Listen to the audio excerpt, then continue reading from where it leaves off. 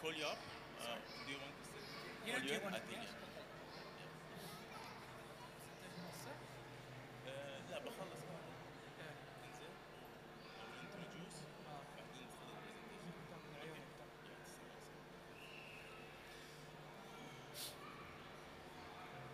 Good afternoon, everyone, and welcome to today's panel discussion on this highly acclaimed book, Windtower, The Merchant House of Dubai by Peter Jackson and Anne Coles at the Abu Dhabi International Book Fair.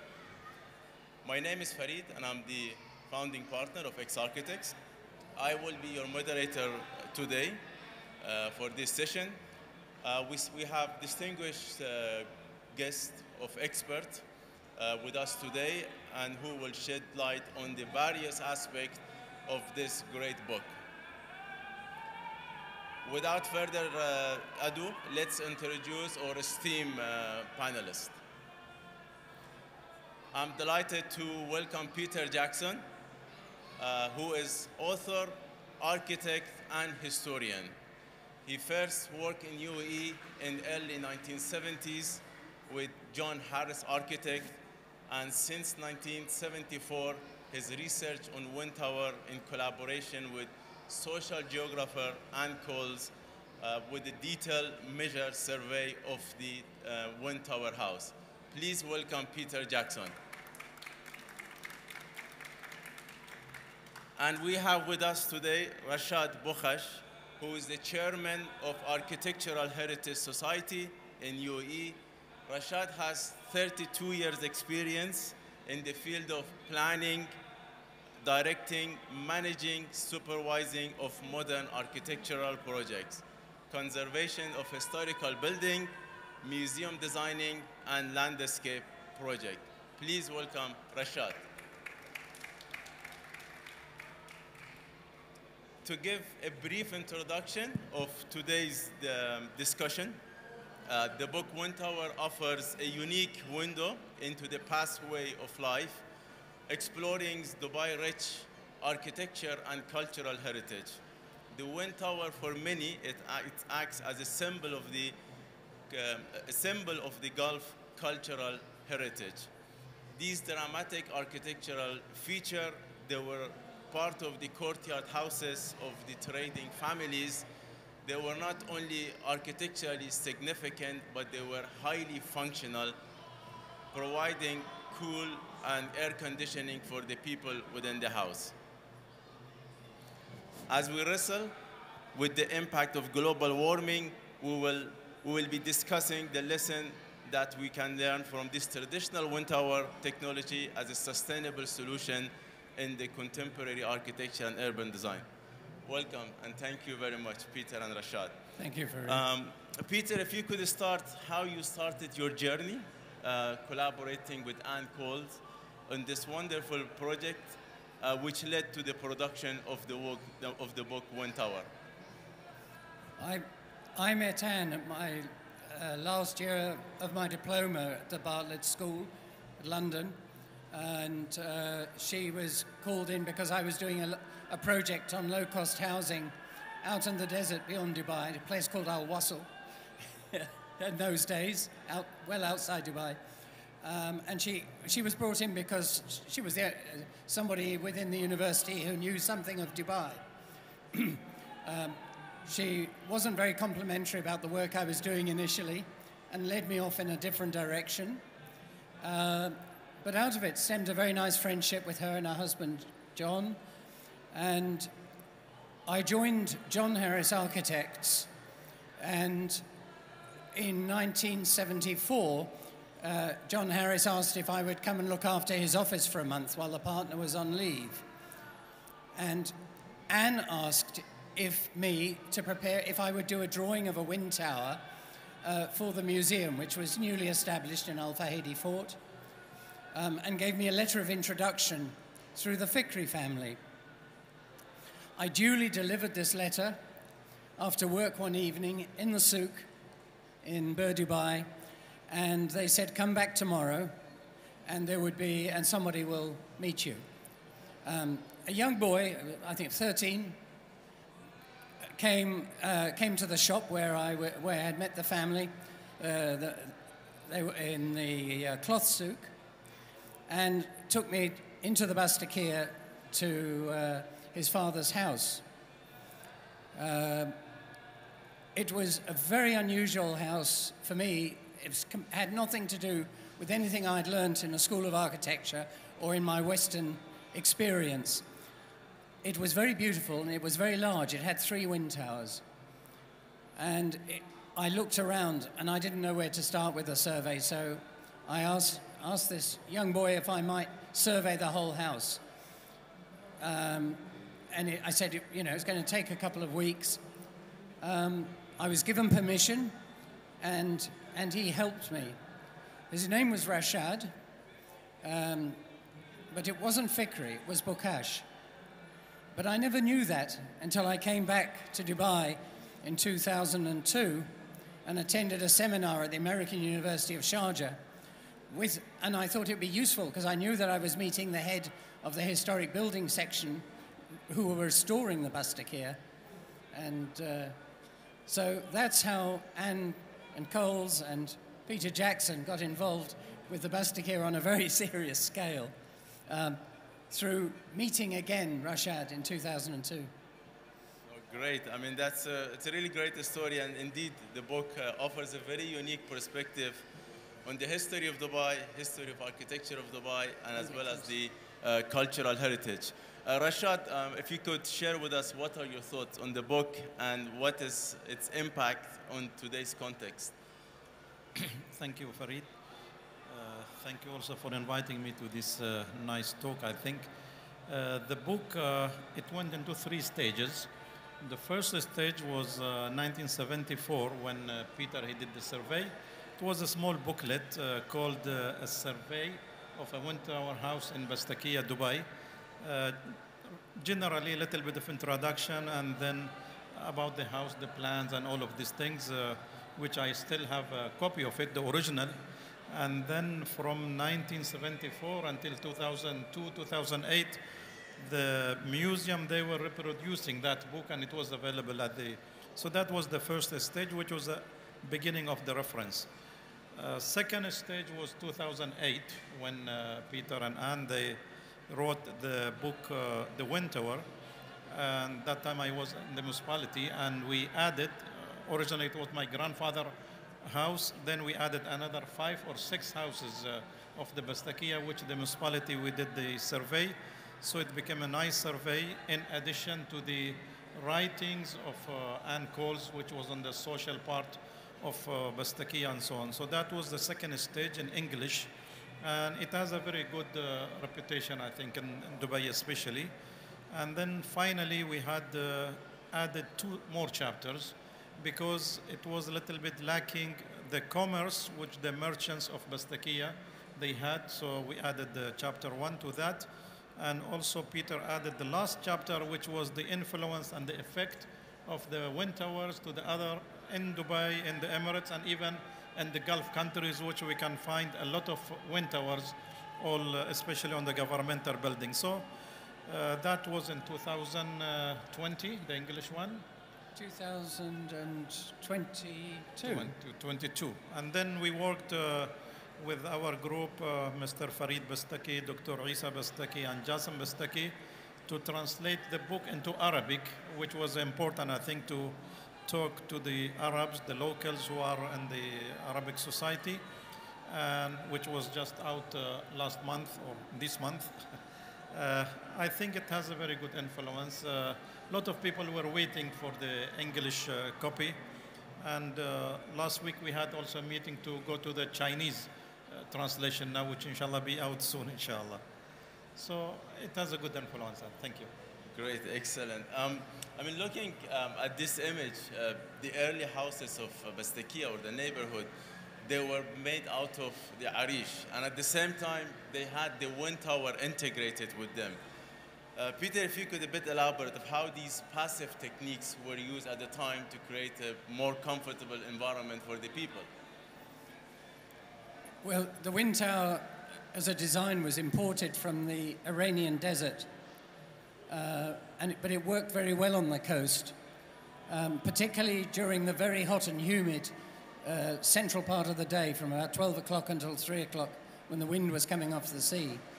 And it was it's significant that it was found not just on the masonry houses, but it was adapted out of gunny sacking and timber to be erected on the Arish summer houses. These particular houses were photographs from Anne that she took around 1971 in Jumeirah. And she was already studying, measuring, when the wind towers went up, which is the little graph on the right-hand side, and how quickly they went up at the beginning of summer. So they were obviously very important for people's comfort. There was nothing else to ameliorate the hot, sticky summer conditions. Great. Rashad, if you could, tell us a bit about the Arish. What are the possibilities, or has been any attempt to use Arish in today's kind of architecture? Definitely it has lots of, I would say, advantages. It's locally available, the know-how is there, it's sustainable, and so on. Has it been any attempt to bring it into contemporary architecture? Yes, there was a couple of books.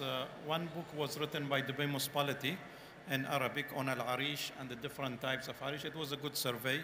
It took us like 2 years of surveying, and we found that only in the Emirates we have more than 18 types of Arish, because there is the Arish with the leaves, there is the Arish without the Musaggabi, so different types, and for different uses also. So we have the Khayma for winter and the Arish for summer, so that was a good study.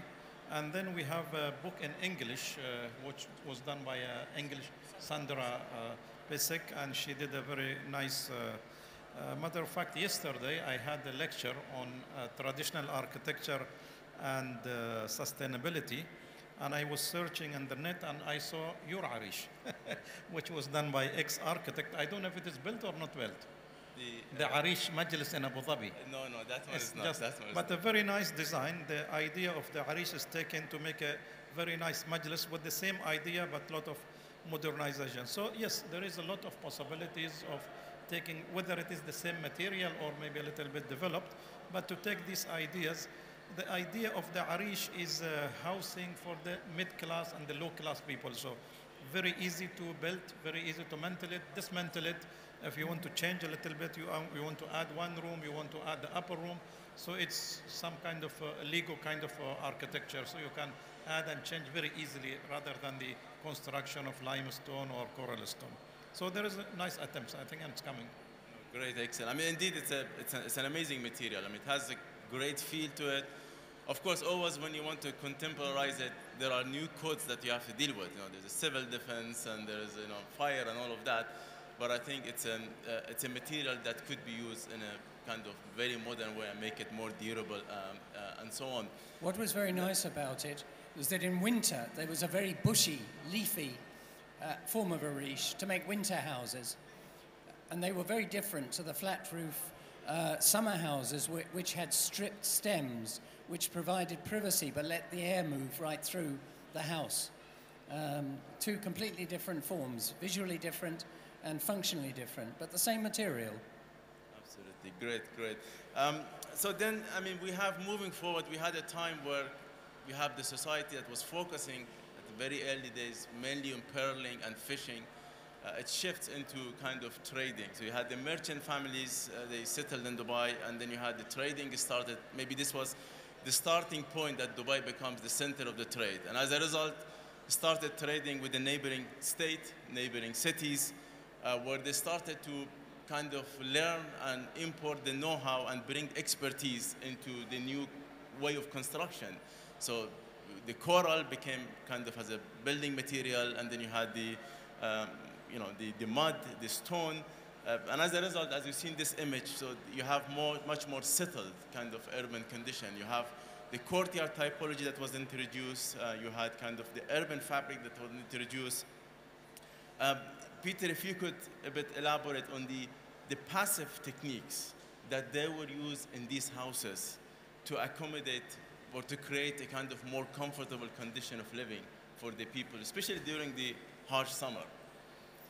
Well, the houses the double-storey houses were very interesting, and this is what caught Anne's interest in 1970-71, was that the ground floor of the houses were thick masonry and very enclosed and insulating.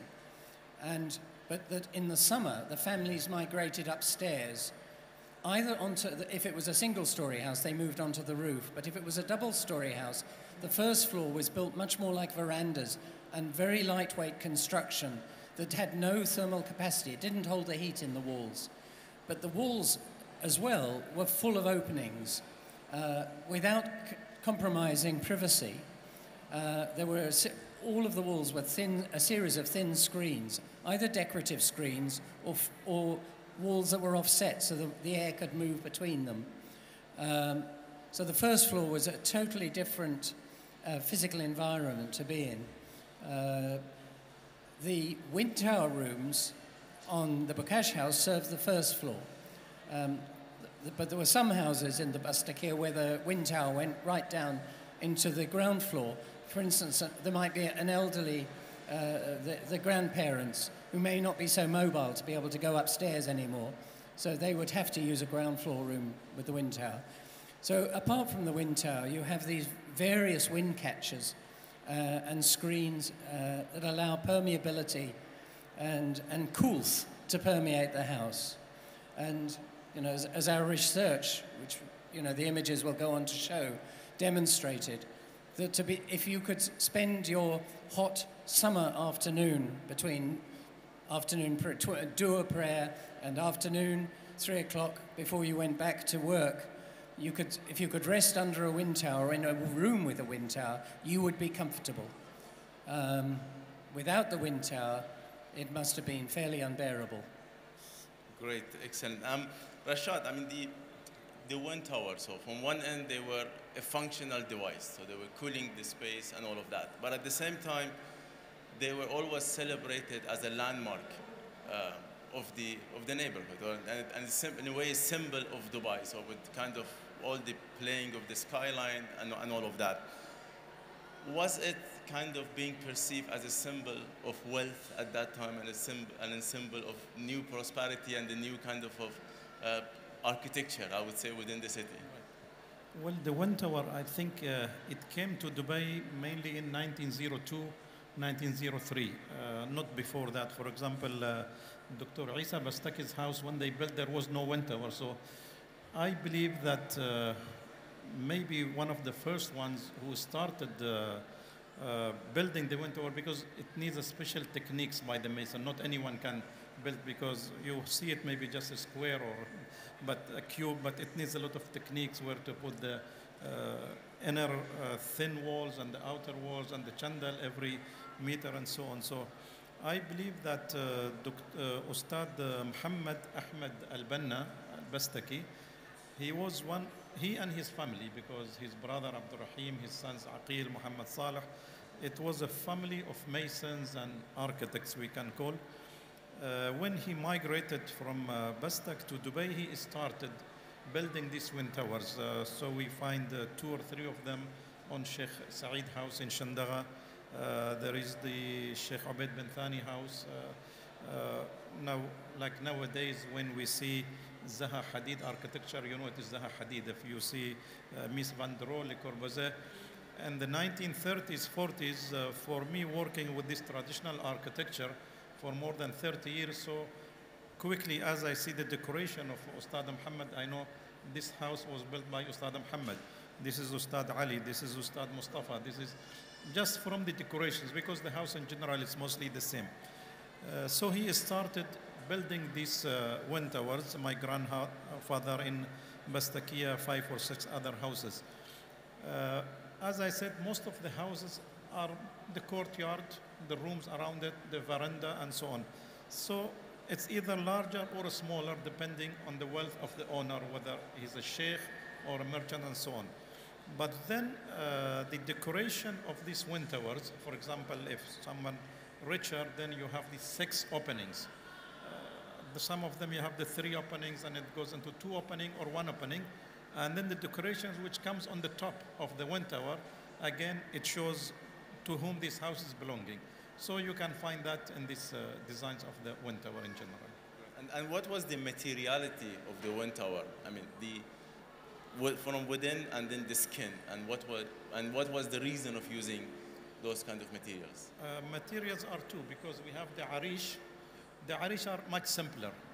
The arish, usually the skeleton is there on the tent. In summer, they fix just the jutes between the chandal woods, and the Windtower is there. Other than, because in winter they don't need it, so they dismantle the jute from it or whatever it's in the partitions. For the coral houses, no. And then you have to build it from below and going up. The outer walls will be thick coral stone walls with chandels like every 1.5 meter as a beam in between these to catch them. And then the wall in the middle, which is cross wall, it should be something very simple, like the partition wall. And we had in the olden days something what we call the salafa. Salafa was brought from the end of Dubai Creek, Al Garhoud area. It is a very thin, like 1.5 inch, 2 inch of shells with cementation material, which is by the pressure it happened. And always for any partition wall, they were using this kind of construction to go up with it. Because of the height of the wind towers, maybe move on. There's Ostad Mohammed, yes. Because of the height of the wind towers, they had to be very light. These houses had very minimal foundations. The water table was very high, so they were potentially very unstable. So the framing was very important, hence the chandels added a little bit of tensile strength, and they made them as thin and as light as possible. In fact, the decoration was probably the heaviest part of the wind tower. So lightness was very critical.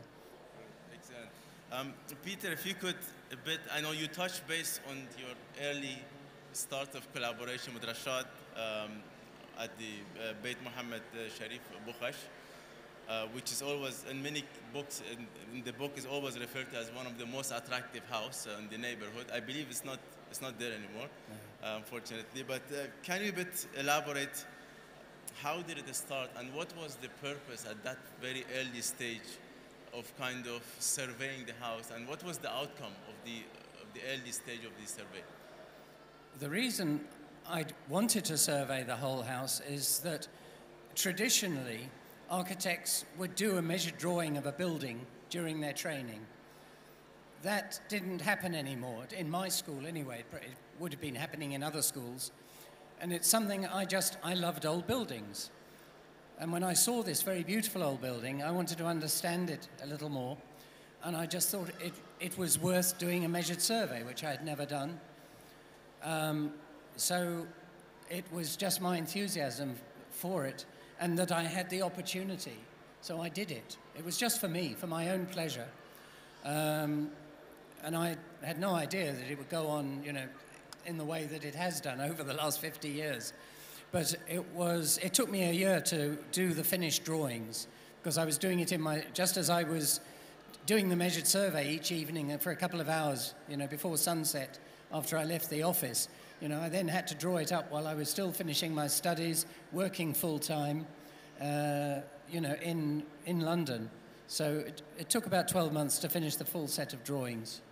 And when I'd done it, then the people began to get interested. The Architectural Review, the Art and Archaeological Research papers, which Rashad has just referred to, because no one in London at that time, or in the UK, really knew anything at all about Dubai. So this was the first time that certainly the profession had seen, such detailed drawings of the traditional architecture. But it was just done for myself. Great. Rashad, if you could a bit elaborate on this and whether this exercise was the reason for you to become architect. Well, I think mainly for my teacher, as I say, Mr. Peter at that time. Well, I was only 13 years old, and usually afternoons, winter day, summer day, it was our joy time. So playing football or going to the creek, fishing and all of these things. So it was, I think, for 2 months, right? No, 3 weeks. 3 weeks. It was done over 3 weeks. February? In February 72. February. So it was a 74. very kind of a pleasure for me to help Peter every day from 3 till 5, I think it was, and after I come back from the school. So it was a very nice thing that I just take the measure. But it was more pleasure when I was seeing how people is sketching this idea. So he had this board and the paper, and he was drawing the corners, the details, and these things. That time I was 13 years old, and my elder brother, Fuad, he was 17. And at that time, even Fuad, I don't know because of Peter, but he wanted to go and study architecture in United States. And me seeing Peter doing all of these things, so it was also kind of my decision since then, since I was 13 years old, to go to States and study architecture. Matter of fact, when I finished my high school, they opened the School of Architecture in Al Ain University. So they told me study here. I told them no, I want to go to States. And said if you want to go to States, the only way is going to meet the minister himself.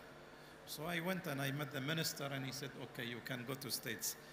The thing was that after I graduated from Syracuse University, I loved architecture, but that booklet always was with me, even when I went to States. And the third year, we had a course to design your dream home, dream villa. So I remember that I designed a courtyard house with the rooms. And the teacher, he said, what is this classic architecture from the 1600 you are doing now in the 21st century? But I remember that after I graduated, I was always looking, where is Peter now? There was no internet in the 1986 when I graduated, I think until 1995. So when we got the internet, I was looking for Peter Jackson, and it was, I think, a singer or actor, a lot of Peter Jackson, but no architect.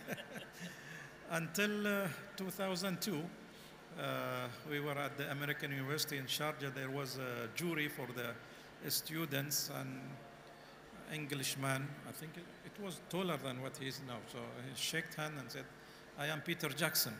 So it was a great shock for me. You know, for 28 years, I'm looking like someone is looking for his father who lost him or something like that, and then finally you find him. So it was a great shock. And since then, alhamdulillah, we are working together on the book, the first edition, second edition, and also in the Architectural Heritage Society. Peter was the head of the English group, which we had a lot of visits and trips they managed to do in the country, outside the country, a lot of lectures. So very good collaboration, mashallah.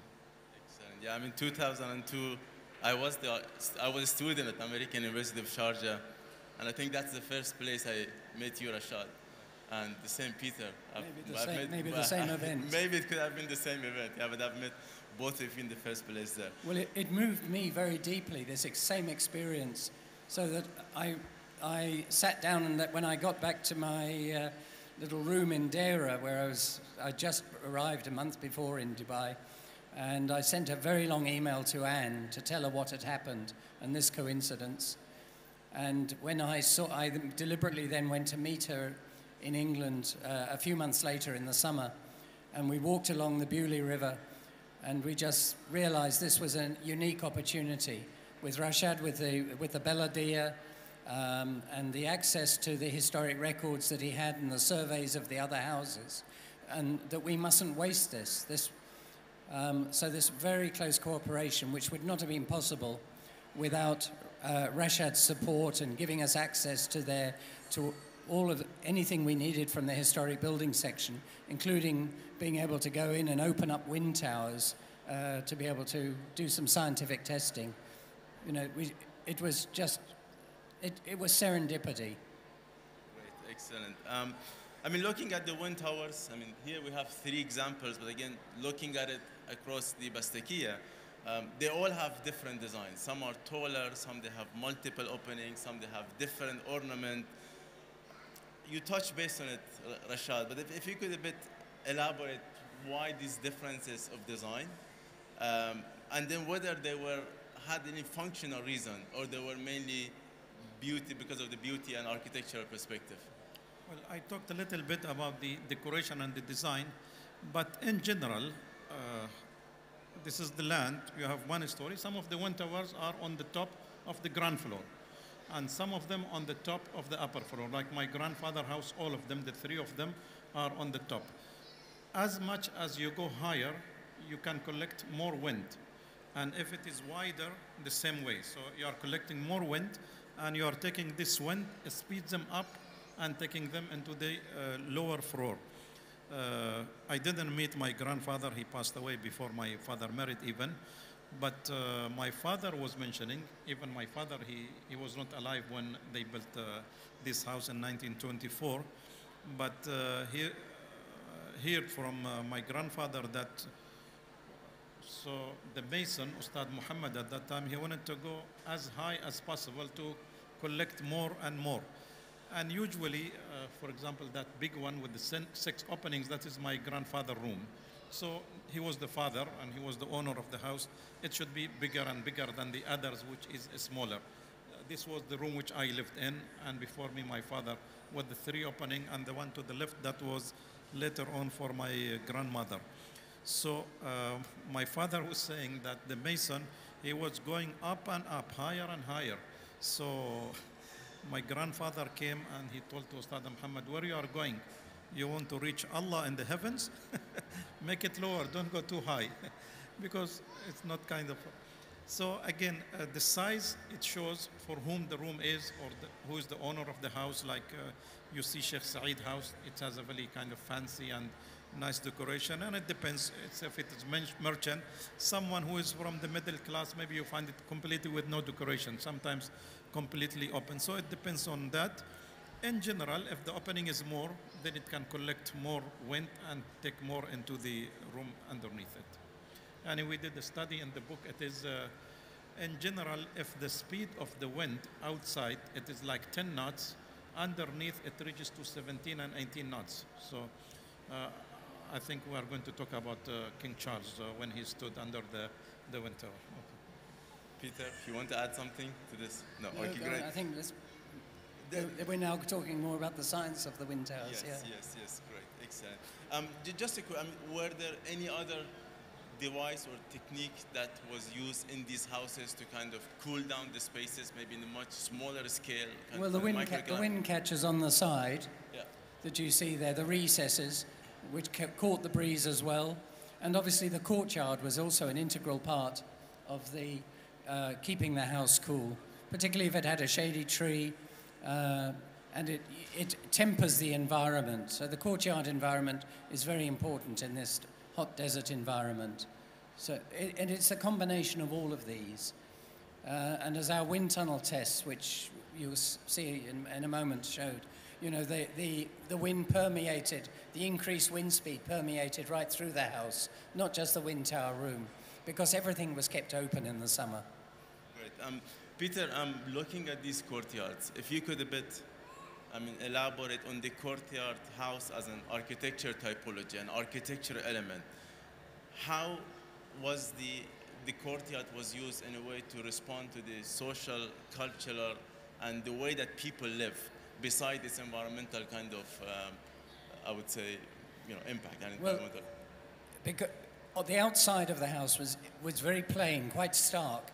The Bastique here felt like a fortress, but in the courtyard, it was the opposite. It's a garden. It's heaven in the desert, literally. But it has great privacy, so family affairs can go on, without anybody looking in and observing. So there's a great sense of privacy. Each wing of the courtyard, each side of the courtyard might be a different part of the family. Different sons would bring they would come with their wives to the house, and different family units. So it was really a series of families, related families, living around the courtyard. So the courtyard gave space between the families. A lot of the daily activities, preparing of food, preparing of vegetables, and butchering chickens, whatever, that would take place in the courtyard. So it was it was the social hub of the house. And, it was a very different lifestyle than our contemporary lifestyle. It was, yeah, it was a sort of it was a bit like the mobile phone is to us today. That was the courtyard 50 years ago. Great, excellent. And what about the different design of the courtyard? So looking at this courtyard, they're quite very rich in terms of the design. So I mean, they all have maybe the similar look and feel in terms of the color. There are certain really wonderful proportion. There are opening, there are ornament, but they're kind of really different. So I'm definitely that these has kind of influences, maybe based on the builders or the know-how that was coming in. If you could tell us how did where did this style of architecture came from, and why we have sometimes really significant difference of arches and opening and ornament and so on. Most of the houses, it was not built in one stage. Like my grandfather's house, when my grandfather, he bought it 1924, even there was a house there for Mr. Khunji, from which my grandfather, he bought. It was just a couple of rooms. So he added we call it the eastern part of the house, where are the rooms and these things. After 20 years, they added the other part, which is the western part. And he wanted to make a very large room for my father when he got married. But unfortunately, my father, he married after my grandfather passed away. So that room, which is on the left, very large room with a nice span of like 6 meters murabba for the roof itself. The door was bought and imported from India, but it was never fixed, so it was always there. So it became our playground. So we're playing football, tennis, badminton, table tennis, bicycling. That was our place. Anyhow, what I want to mention that these houses always developed through years. For example, Sheikh Saeed House in Shandagha started in 1896, and the last stage was 1956. Like 50 years of development, beginning maybe for the father, and within 50 years he becomes a grandfather. So the children, they get married, so there is one room for the first son, the second son with his wife. Then even, for example, our house, my grandfather from my mother's side, he was in the house. My father, my aunts, so 3 generations, more than say 25 people, in addition to the servants, and so they were living in that house. So the house was developing from time to time. The main idea, it came from the masons who mainly migrated to Ustad Muhammad and others from Bastak. So it was the architecture of the coastal side. You find it mainly in Linja, Bushehr, Bandar Abbas, and also from the southern part, you find it in Bahrain, in Qatar, in Ihsa, Kuwait a little bit less, but Dubai, Sharjah, mainly on the coastal zone of the Gulf itself. Wonderful. Looking at these drawings, I think these were Peter, the initial survey drawing, and these drawings I've always referred to for a long time. That kind of, in a way, to understand what does it mean to do a courtyard house. Studying its proportion, its rhythm, the sense of ornament, the conception of the courtyard, and how all of that comes together in a very sensible way. So looking at these. I mean, as Rashad and Peter mentioned, it has been developed over time, and it really works in a very sensible way, the way people lived in this environment. Definitely, you have, right after that, you have the discovery of the oil, and you have the prosperity, you have the new economy comes in, and you have the change of typology in architecture. So the housing all of a sudden changed from this house into a kind of a plot of land with an object, and you have a privacy wall. The cities, from kind of being walkable, compacted, it becomes purely a car-driven cities. And then you have, of course, typologies of the building that are kind of a very generic building that start to, grow around the neighborhood. If you could a bit elaborate on this transition and why all this knowledge of the passive, I would say, knowledge that has been developed over years, all of a sudden disappears from the architecture discourse in the region in general. I think the problem with these houses is that they were very difficult to air condition. and to adapt to a more modern lifestyle. Wind towers are very dirty. You know, they let in the morning wind off the desert full of sand, and they were considered old-fashioned. They were expensive to maintain. The building skills was a dying skill because, you know, modern building methods were coming into Dubai in the 60s and 70s. This is my assessment of it. And people tended to turn their back on these houses. They wanted modern apartments or villas with air conditioning, with running water, flushing toilets, and, you know, all the convenience and the healthiness of modern living. You know, the death rate, mortality rate for childbirth, you know, of the community that lived in these houses was very high. The mothers died, the children died. So to have a hygienic house, to have hospitals and so on, you know, this was a totally different lifestyle. And in the name of progress and in the interest of the future, everyone was looking forward. They weren't looking backwards. So these houses weren't valued at the time I was doing my survey. For me, they were fascinating. But for the families that wanted to, you know, to move on, look forward, they were looking forward. And I think it's quite interesting that now, well, even in the early 2000s, when we started doing, Anne and I started doing the research for the book, the first edition of the book, there was beginning to be a real sense of loss in the community, that something had been lost. A part of the culture was being lost and being replaced by PlayStations and the internet that could, you know, and this was going. And so that the work that Anne and I had done suddenly took on an importance. And that's how I've interpreted what happened. Everyone had to look forward first until they felt sufficiently comfortable in their new lifestyle to be able to look back and think, oh, actually it wasn't all bad. Is that a fair summary, Rashad? Yes. One very important thing I want to mention, and I was always thinking, now my grandfather's house, a very large house, 25 rooms. I asked Ustad Aqil, the son of Ustad Muhammad. Now when my grandfather, he wanted to do a building, like nowadays, I hired the architect, and he asked you how many rooms you want, 4-bedroom, and so on. Then he goes 6 months, maybe sketching and drawing. So I was asking Ustad Aqil, there was any sketch? He said, no sketch. Everything in his mind. It's very strange, Yani.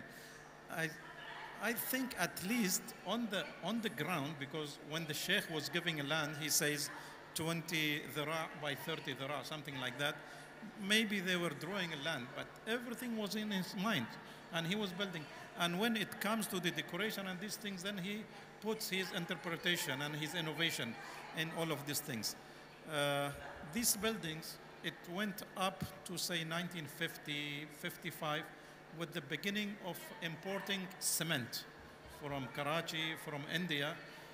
But then we have this transition stage. So we have 1955 until 1970 houses, even in Fahedi, Shandaga, built from cement blocks and concrete with wind towers. The same idea, courtyard, the rooms around it, the veranda, the wind tower even with cement. And that was from 1955 until 1971. I think what stopped it completely, especially in Dubai, 1971, Dubai municipality, they put the building code. And the building code was to have a reflection 3 meters from the boundary wall, make the modern villas like you have in Europe or India or wherever. So that was mainly what killed the courtyard. So there is no need. Now the courtyard is outside the house, outside the villa, rather than be inside the house. But since the last 10, 15 years, a lot of architects, they are trying to go back with the new rules, but having a courtyard in the house, maybe a C shape or a U shape. For example, my villa, my brother villa, is starting using this cross ventilation. In winter time, from November until March, we just close the AC, you don't need it. You open the windows, the air is circulating, you have the courtyard, there is a pool inside. So lot of new architects and even locals, they are going back to these ideas. And nowadays with this sustainability and all of these things, a lot of these things is happening. Great. Yeah, it's getting a bit noisy, but so Peter, beside the desk study that you did of the Windtower, the drawings and kind of physically kind of working or experimenting with the Windtower, there were lots of kind of scientific studies done. I mean, kind of the wind tunnel testing and so on. If you could a bit tell us, I mean, what was your finding and and how could we use that in today's kind of? Yeah, we were very lucky to have an environmental scientist who was working on the facade of the Burj Al Arab, and he basically offered his service, the service of his company Vipac in Melbourne, Australia, and apart from live readings for 12 months in 3 different wind towers on the Bastakia, facilitated by the historic building section under Rashad. They let us open up 3 different wind towers. A student in Melbourne built a perspex model from my drawings, a 1:50 scale, and inserted it into a wind tunnel, which I went down to see the results.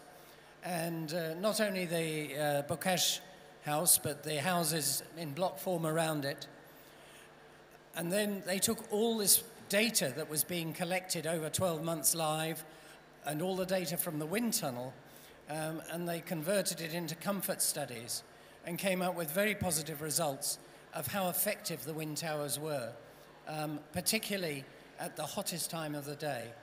And it also depended very much on the orientation of the wind tower, which way it faced. And we discovered that all of the wind towers faced in the right direction, not so that one corner of this square got the wind, but 2 at any one time. So basically, the wind would be hitting half of the wind tower diagonally, and then it would go down the wind tower and then smoothly roll round the bottom fin and then come back up, and some of it would circulate around the room. And the best place to be, of course, was immediately under the wind tower. That was the most comfortable place. So it was, and of course, and unfortunately, all of that science that was done, only a part of it that's in our book has ever been published. So but other work is being done by other architects. Foster's at Masdar, and have tried to build a large external wind tower at Masdar, and I think it's been quite successful. And certainly, I know that designs are going ahead with wind towers using heat transfer pumps, and using modern technology in conjunction with traditional technology to create so that we can reutilize the wind. It's always there, so it should be used. Great. I mean, definitely in the last maybe 10 to 15 years, there has been series of attempts to relearn from this historical fabric, whether relearning from the values, like project like Masdar, like the Expo Village, or kind of going and looking at it in more of an static way that try to kind of relearn from its architecture language and kind of copy it.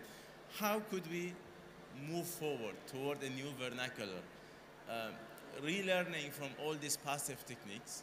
And definitely, as Peter, you mentioned, we want to move forward, we want to be progressive, we all want to have our own cars, we want to have a kind of modern technology integrated, but how could we really create this balance that we are sensible, we're building our architecture that works with the environment here, works with the social, with the cultural values here, but at the same time, it meets the contemporary and the modern requirement of the people?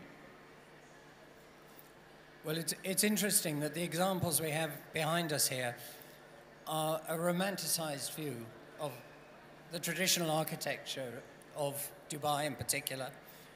But they're actually, none of the wind towers here are functional. It's really an architecture that is striving for an identity, but it's not moving it forward very much. And you can also see that the traditional architecture does not adapt to tower blocks, to tall buildings. It was an organic architecture of 1 or 2 or 3 floors, at which it worked very well. It had a human scale. It somehow, it loses its meaning at a high level. And I think the work that Hopkins have done at Expo, who looked after the general planning of the various districts within Expo, and they directly used the plan of the Bastakia for shaded streets, for streets that picked up the wind orientation. So streets that are cooled, streets that create shade, and using that sort of those simple rules for developing a very contemporary environment. So in terms of cultural identity, it's probably somewhere in between, achieving the environmental objectives and keeping the memory of Islamic architecture, but creating contemporary buildings. And, you know, we see architects like Sumaya Daba, Ahmed Bukash, you know, making modern buildings, but again using the lessons from this architecture, and sometimes using it and combining it decoratively. So it's very much in transition, and my hope is that as we now have Emirati architects, which we didn't have 20, 30 years ago, now practicing, that it is going to be up to them really who set the context, the cultural context for cultural identity and architecture. Great, thank you. I mean, as we are maybe running out of the time, if you could a bit elaborate of how much the community were involved in this project, especially in the Arabic edition, and at the same time, if you could tell us about the experience of the King Charles III visiting the Bastakia and what was the outcome of that visit? Well, the community, I think they worked as a whole. And it was something, a dream, and then it came to reality with Peter and Anne to start this book. So they had a lot of interviews with the owners of the houses, with the people, and everyone was having this kind of excitement to participate. Someone is writing about their grandfather, about their family, about their history. So something is documented. So in general, I think everyone in the district, Fahedi or Bastakia, they were having a kind of fun to participate and to talk about their history. King Charles, at that time, he was Prince Charles. When he visited, it was 27th of February 2007, I think. 28th of February 2007, yeah. Yes. So Peter and me were hosting him in Al-Fahedi. Mainly we took him to Sheikh Mohammed Sharif House, 121. That was the first place. First we took him to the society, Architectural Heritage Society, which is a smaller house, Rashidi house, and he saw the masons, the carpenters working there, and we gave him the honorary membership there. And we opened the Windtower in that house. So he stood underneath the Windtower. It was February. February is winter, so the air was more and it was cooler. And he said, it's very nice. I want to stay here forever. Also, then we took him to Muhammad Sharif al-Ulama's house, and there he wrote in the guest's book. The nice thing was, it was very wonderful that he signed his name in Arabic, King Charles, not in English. So he wrote Charles in Arabic, but you know, they are used to write from left to right, not from right to left.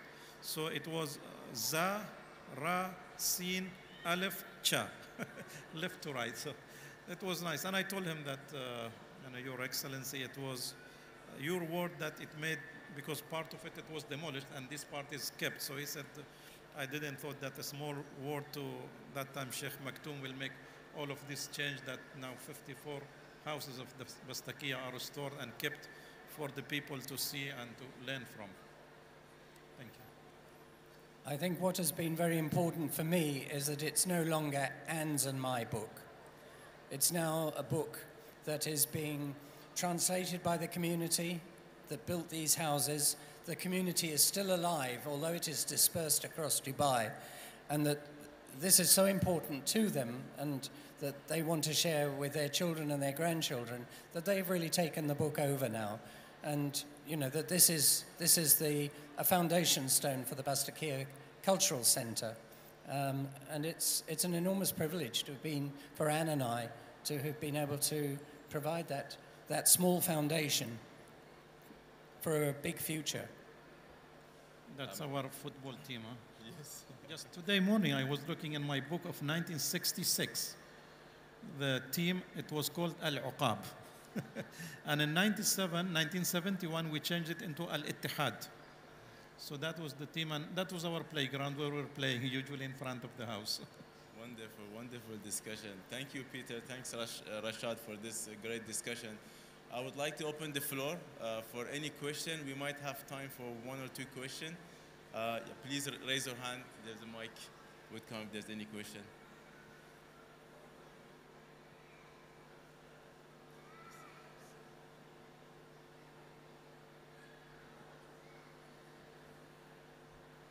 Thank you very much, all three of you. Absolutely fascinating additional insight into a book which we have treasured already since the first edition came out. I have a question, and that is, was there, with the courtyard house, was the kitchen usually a communal kitchen? Or did every, as you explained, the different parts of the big extended family cook for themselves, or did this change over time? Or was there always a communal kitchen and then it was taken to the various places? Well, at the time, at the beginning, 1960s, I remember there was a very little number of hotels in Dubai. So the majlis, especially the men majlis, that was like a motel. Usually we had 10 to 15 guests of the families coming from Bahrain, from Kuwait, from Sharjah. They were staying in the men majlis. So the food, it was cooked in one place because the people who were living in the house, it was the grandfather, the boys, children, their wives, and then the third generation with the servants. So the kitchen was one kitchen for everyone, and we had one cook, I remember. And the food was distributed. So some of them goes to the men majlis, where all the males will be eating, especially the lunch and the dinner. And then the second part will go to the female. And if there was a female, ladies even from other countries, usually they were living inside. So that was in 1960s, 70s. But when people, like I remember my aunts, then they moved to their own villas. And in the 70s and 80s, we left the house in 1977, 1978 to an apartment in Al-Rifa'a. Families were smaller. Then a smaller, like my family, there were two families only.